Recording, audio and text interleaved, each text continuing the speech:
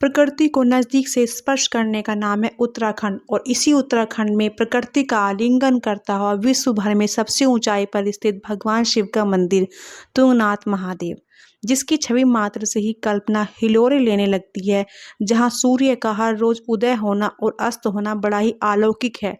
इसी सुंदरता में चार चांद लगाता तुंगनाथ के पर्वत पर 12,000 फीट की ऊंचाई पर स्थित महादेव का मंदिर, जिसे हम तुंगनाथ मंदिर के नाम से जानते हैं।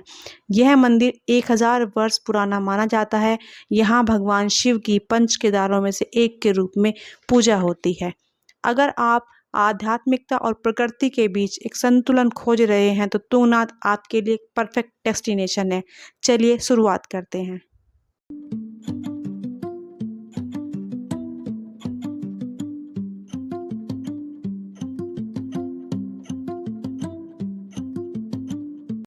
तुंगनाथ महादेव ट्रैक के लिए हमें पहुंचना था चोपता। चोपता जाने के लिए हमें हरिद्वार से देवप्रयाग, श्रीनगर, रुद्रप्रयाग, अगस्त्यमुनि, ऊखीमठ होते हुए चोपता पहुंचना था।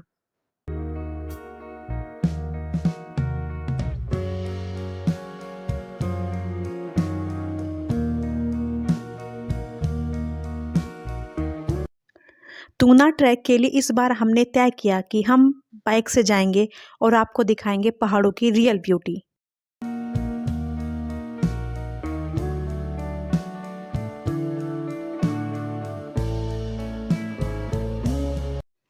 पहाड़ों पर बाइक राइडिंग अपने आप में एक ग्रेट एक्सपीरियंस है।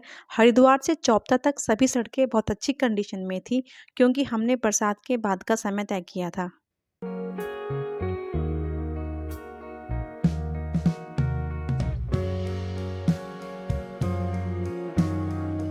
रास्ते में पड़ने वाले नेचर के अलग अलग और मनमोहक सीन हमें इस यात्रा में आगे आने वाली बेहतरीन लोकेशन का संदेश दे रहे हैं।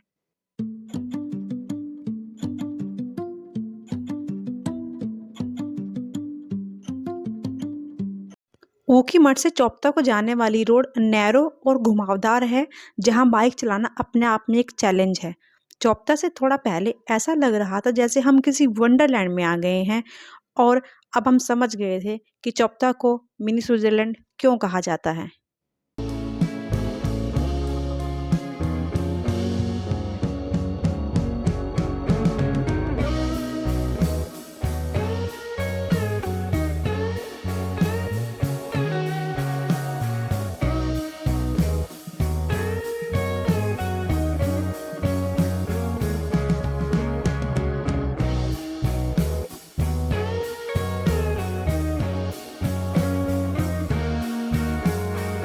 इतने सुंदर नज़ारे और चारों तरफ फैली प्राकृतिक सुंदरता, मन था बस यहीं बैठकर बाइक रोककर नज़ारों को देखते रहें।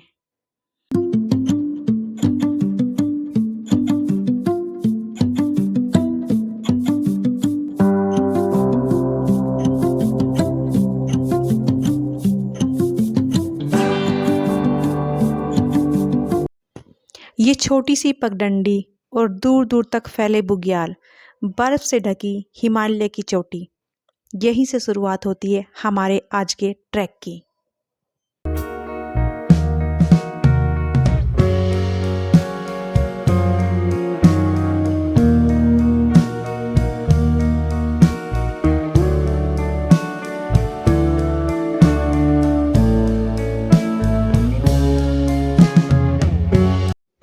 दोस्तों, अगर आप ये यात्रा पैदल नहीं करना चाहते हैं तो आपको चोपता से घोड़ा मिल जाएगा। घोड़े का आने जाने का किराया 2,000 रुपये है।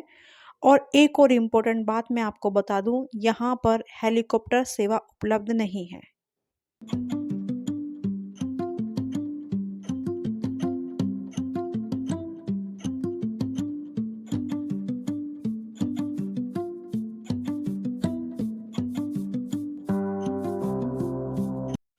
ट्रैक करते समय रास्ता लगातार बदलता रहता है।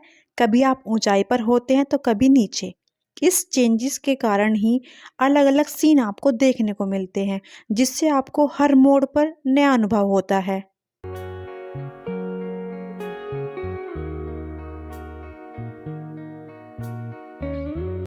भगवान शिव से आशीर्वाद लेने के लिए भक्त चारों ओर से तुंगनाथ मंदिर की यात्रा करते हैं।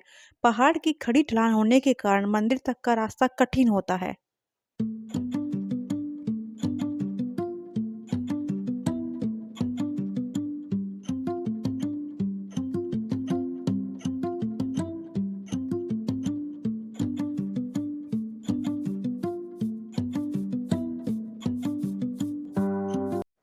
और हम पहुंच गए थे तुंगनाथ महादेव। तुंगनाथ में बाहु यानी शिव के हाथ का हिस्सा स्थापित है।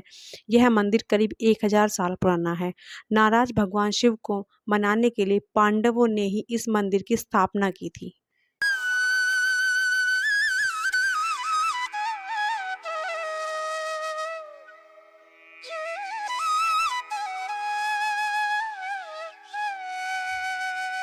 मंदिर के पास पहुंचते ही एक दिव्य अनुभव हुआ। वहां की शांति और आस्था ने मन को छू लिया।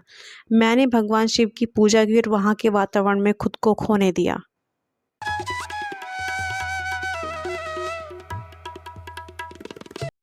तुंगनाथ मंदिर चौपता से 4 किलोमीटर की दूरी पर स्थित है। चौपता से पैदल चढ़ाई करके इस मंदिर तक पहुंचना पड़ता है।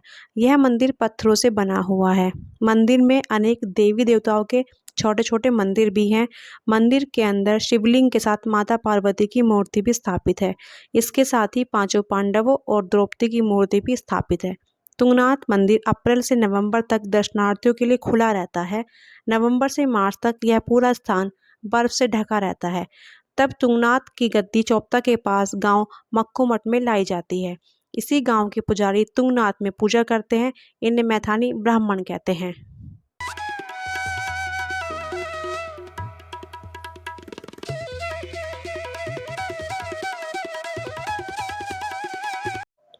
अब हमें जाना है चंद्रशिला।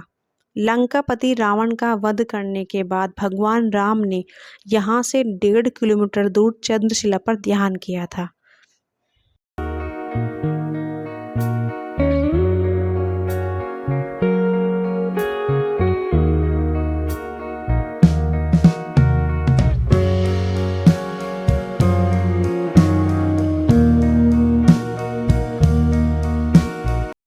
कहा जाता है कि चंद्रशिला पीक पर स्थित चंद्रशिला टेम्पल के दर्शन करने के बाद ही तृतीय केदार श्री तुंगनाथ महादेव की यात्रा संपूर्ण मानी जाती है।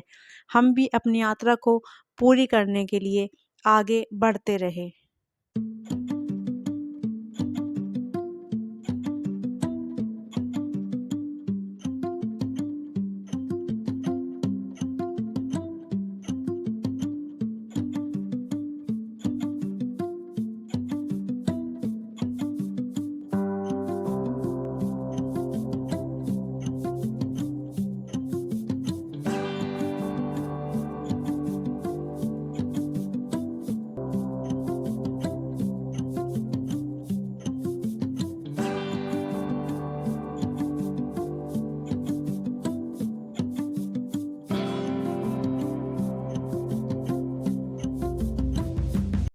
चंद्रशिला पीक पहुंचना अपने आप में एक सुखद अनुभव है।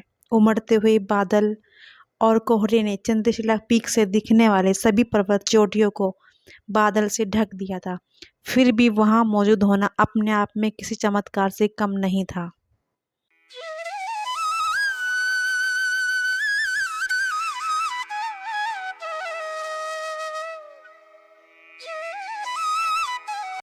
मौसम साफ होने पर चंद्रशिला पीक से नंदा देवी, केदार चोटी, त्रिशूल, बंदरपूंछ की खूबसूरत चोटियों को देखा जा सकता है।